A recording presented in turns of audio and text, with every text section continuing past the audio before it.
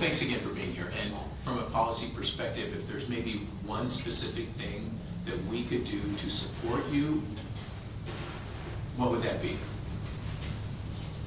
I'm just going to say the same thing I said before.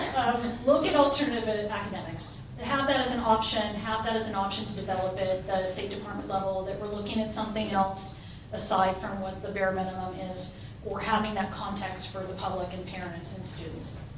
The example that I just used, everybody here is sharing their reasons, and so I would just piggyback off that. But again, continuing to ask us what we need to do and engaging in conversations is important.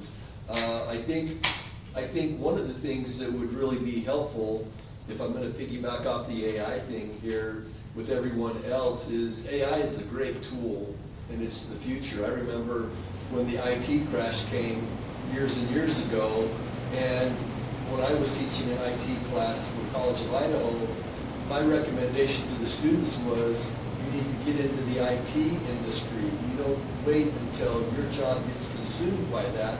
You proactively get involved in that.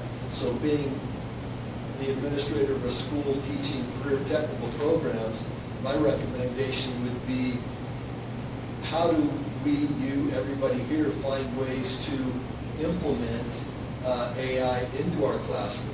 I remember when IT started and we had phones, teachers used to say, kids can cheat when they take the history test. You ask them when the Civil War was, and it's 1865. You've all heard that, right? That's when it ended. The question you then ask them, because now they have the phones, is what was the leading causes leading up to the Civil War, and then you let them use their phones to find the solutions to the problems, because they've got the phones in their hands. We're teaching them how to use it. I remember when they started with calculators. You couldn't use a calculator, and I'm like, what the heck, this is stupid, now they're required. So I think we as a community need to find a way to get AI training into our classrooms, into our schools, so that the teachers can be effective in using it and teaching our young people how to use it as well.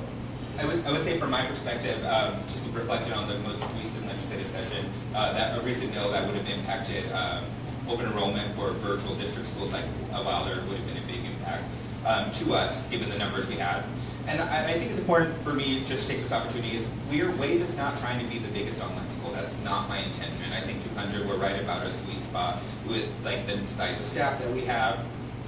We don't use a service provider. It's all teachers hired by our local school district, and they're all in Idaho. And we have really strong expectations governed by, and help supported rather by our teachers union.